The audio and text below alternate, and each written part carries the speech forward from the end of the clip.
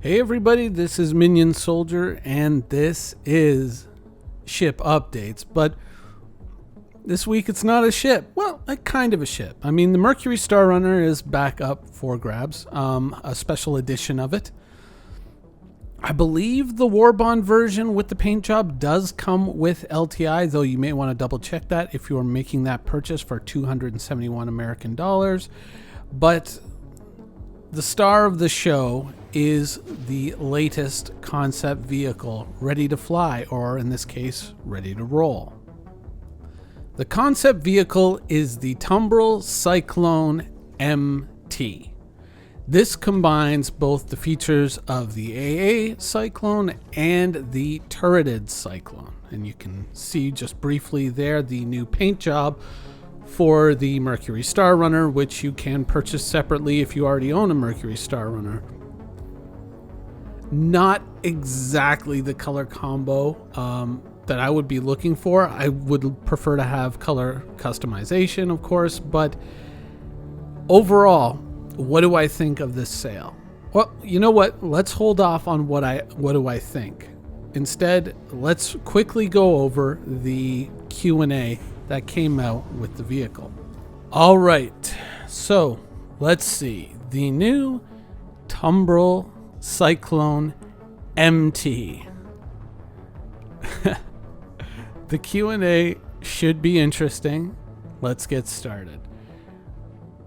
Number one, what are the advantages and disadvantages of the Cyclone MT compared to the TR and AA variants? Now, this is going to be pretty damned interesting because, as you can see, missiles and gun all in one turret.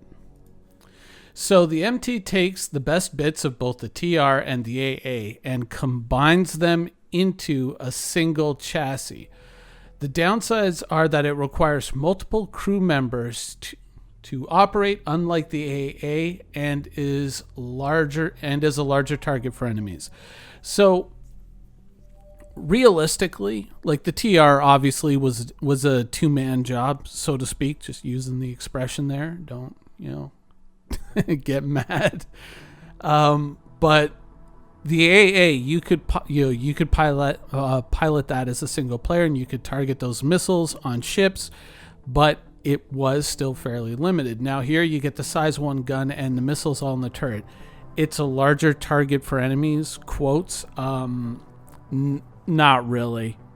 Not noticeably. So this event, you basically get 2 for the price of 1 here. Now, an argument could be made that while this does pretty much invalidate the TR, the AA, there still could be situations where you as a single player going and riding around your vehicle and being able to shoot missiles at ships that are landing, or maybe you've got some ground forces in the area and you're just kind of doing a little bit of top cover. You don't have a ballista handy. This would require 2 people to operate that. That's probably coming with missile operator mode in the future, but that would be, the kind of very slim case scenario where if you needed just one person and any vehicle would do for AA cover, that would kind of be a place where the original AA would kind of sit kind of strong. But in general, yeah, this vehicle shows up. It's a little bit bigger, so they say, but the truth of it is this just totally invalidates the TR and the AA, but in a way that I'm not entirely against, because separating those two in the first place was hilariously dumb. All right, next question. How well is the MT armored compared to other Cyclones? Same armor. Okay, next. When will the Cyclone MT become available? 3/13. Next. Where do you think the MT fits in the overall lineup of combat ground vehicles, and do you imagine a specific use case during the concept, did you imagine a specific use case during the concept phase? Answer: the MT is a solid competitor to the TR in terms of small multi-role ground vehicles. It's not a competitor. There's not a competition there. It's just better. It's a better Cyclone TR. However, it sits beneath dedicated military fighting vehicles such as the Ballista or the Nova. Of course. I mean, like, you're not gonna take on a tank with one of these things. A tank, in a battle like that, someone could make a scenario where they're like, well, if you were fast and you were mobile enough and you could outmaneuver the turret, then, yes, in certain scenarios, you could possibly beat a Nova tank with a TR. It's not impossible, but think about it this way. This vehicle would have to be lucky all the time in order to win that fight. Whereas something like the Nova tank only needs to get lucky once, and this thing is probably crippled, if not destroyed. So, in general, yeah. Next up, will the MT be competitive against a Tumbril Nova? The Nova will likely come, so exactly what we just talked about. Can the missiles be dumbfired, or is target lock needed? Here we go. Missile operator mode 314. All missiles can be fired dumb or guided in, once again, 314. So that doesn't highlight well, but you know what I mean. So June, you'll be able to dumbfire these. Will the Cyclone MT's missiles be able to attack ground targets? Providing that you can get a lock on, you'll be able to attack them with guided missiles. Failing that, simply dumbfire them. So maybe not as slim a chance against a Nova tank as originally thought. That could be very interesting. Once again, we'd have to look at range and things like that. Hopefully this is not a dedicated gun. I'm just realizing that because in these two screenshots, it's the same gun, so I'm a little bit worried that is dedicated, because you know how CIG is like, no, it comes with this gun and only this gun. You know how they love to do that. All right. Will we be able to manually reload rockets and gun ammunition? Like all other vehicles, reloading is only currently possible at designated repair, refuel, and rearm areas. I don't think that that's going to stay that way.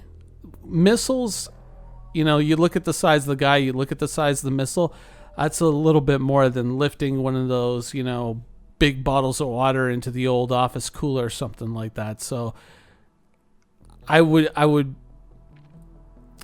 be unsure. I think that, we're looking at the Vulcan or something like that in the future to be able to rearm that. But, depending on what ammunition this gun uses, if it uses ammunition at all, you should be able to reload it. I think that that's not unreasonable to expect, being able to do that on your feet. But the missiles are probably going to require a special vehicle. I should go back and double check and see. Obviously, there's a promotional skin for the old Star Runner. All right, the Cyclone MT looks a bit top heavy, possibly prone to rollovers. Has this been taken into consideration? The suspension and the handling of the MT have been adjusted to reduce the chances of this happening, but as handling is simulated, it will be more liable to roll over than vehicles with a lower center of gravity. So it doesn't specifically say more likely than a TR or an AA, so I would expect this to be around the same. They're not really getting into specifics, and remember, like, they were just talking about this on, vehicle ground handling on Thursday, so chances are this is this is going to vary over time as to, how the vehicle handles. If you remember how, these vehicles handled when they first got into the game, I put out a video once where I literally jumped off of one sand dune and both the rear wheels fell off. Work in progress, but so it's really hard to come down with a definite answer as to how likely it will be to roll over. All right, next up, what types of missiles can be fired? For example, HE, AP, anti-tank. Come on. pretty much like the answer to this is whatever types of missiles there are. It just says size 2 missiles. It's not specific, or at least it better not be specific. There you go. Any type of size 2 missile available in game can be attached to the launcher and fired. So easy. What secondary ammunition storage is available on the Cyclone MT? There is no secondary ammunition storage beyond a personal gun rack, which will be available on all Cyclones in the future. So I'm assuming that's this right here that you're going to have access to. This will probably come with this Cyclone, and then other Cyclones will get adjusted down the road. You know, just another thing on the to-do list. Any plans? Okay, here we go. Any plans to allow the main turret to be swapped out for a ballistic, Revenant, or SF-7B Gatling gun? The turret itself cannot be swapped out. Oh, but the size 1 weapon can be exchanged for any valid S1 weapon, and the missiles in the launcher can be exchanged for S2 variants. So you can change this gun to whatever you want. You can make this, you know, energy based, which means you don't have to worry about ammunition for the gun, which is a good thing. Interesting. You can also, you know, potentially turn this into a bit of a, like an autocannon sniper or something like that. Interesting possibilities with this vehicle. If I remember correctly too, these are supposed to have a relatively low signature compared to ships, so you could probably, in ground battles, you could probably do some very interesting things with this. This is pretty dope, actually. I'm really liking this vehicle. Are there any issues with the Cyclone MT fitting in ships due to the increased height of the turret and missile pods? Well, here they're showing it inside of a Cutlass. So I think we're pretty good.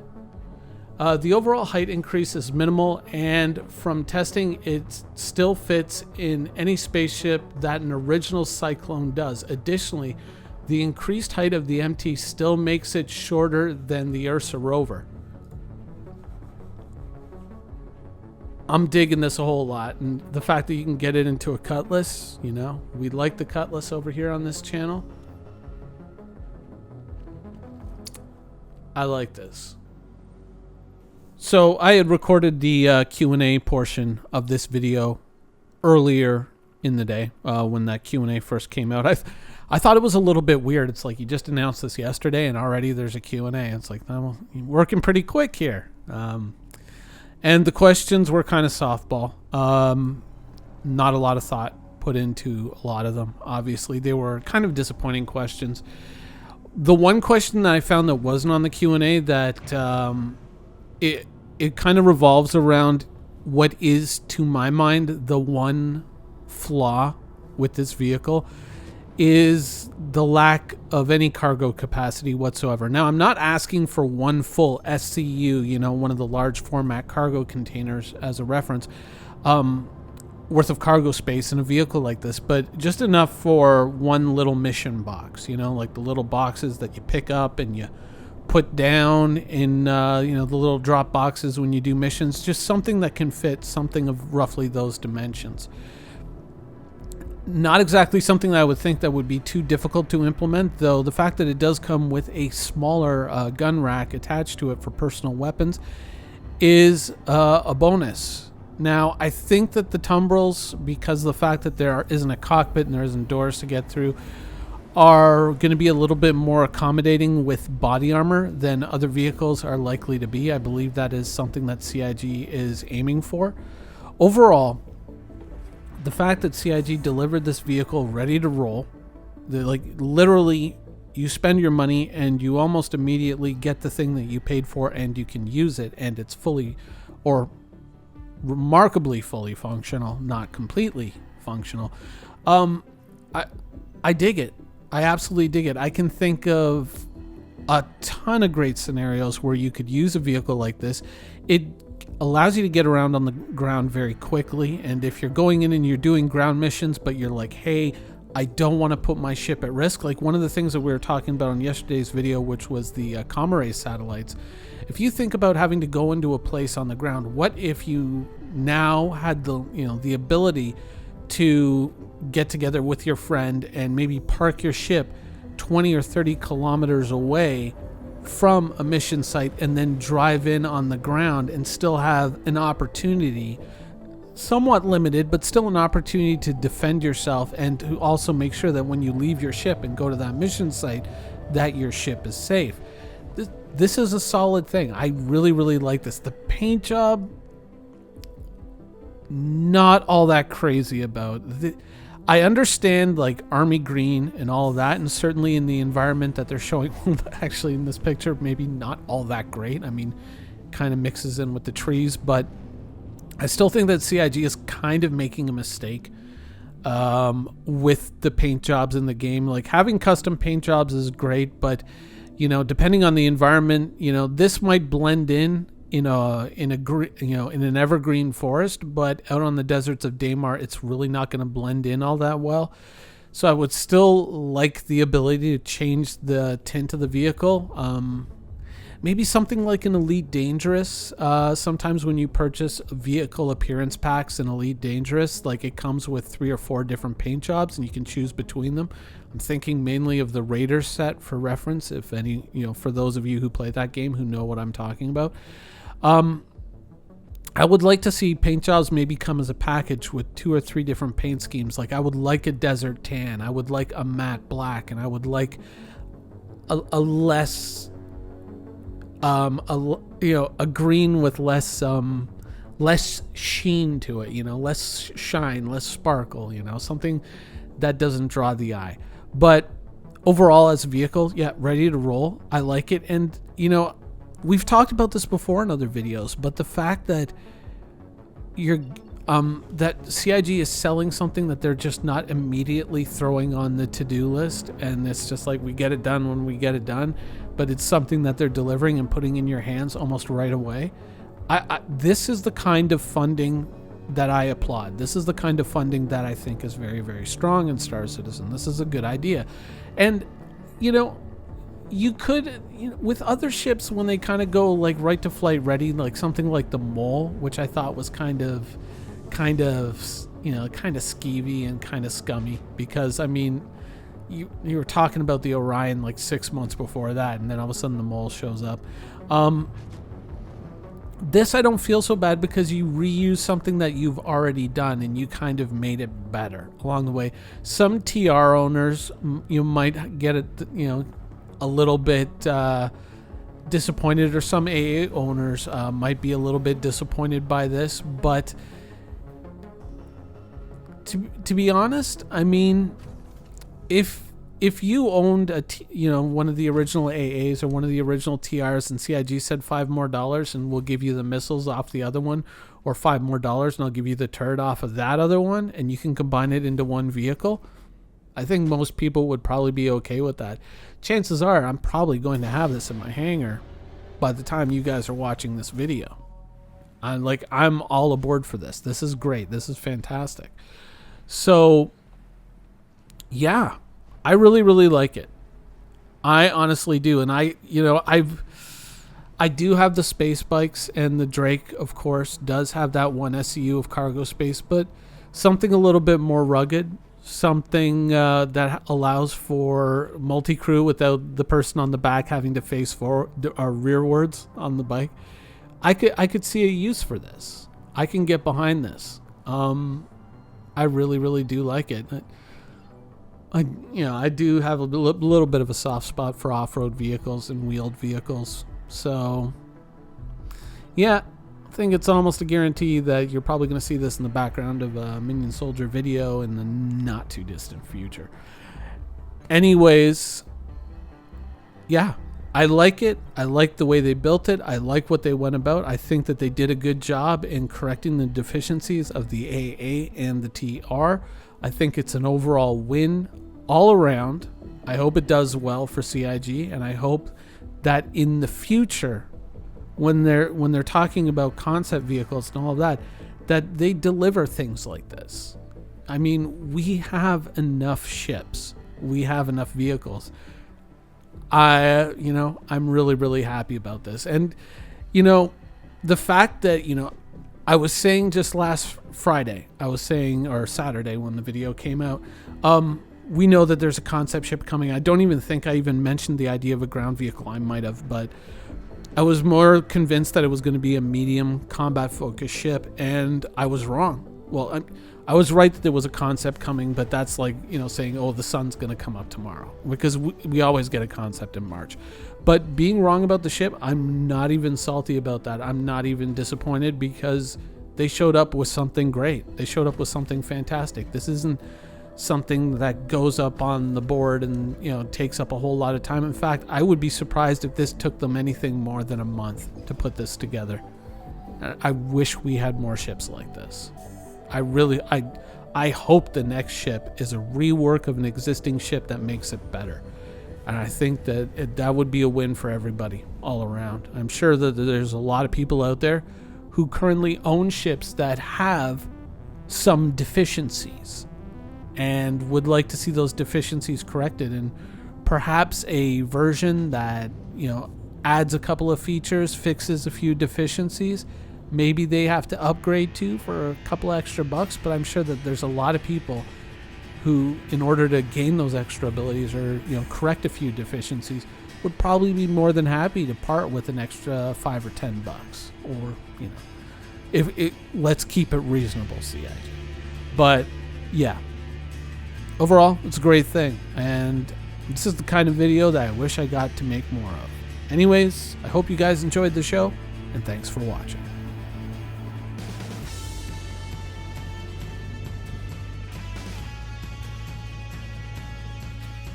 Thank you for watching. So if you want to keep up with the latest and greatest in Star Citizen and Squadron 42's development, please follow us on our social media channels.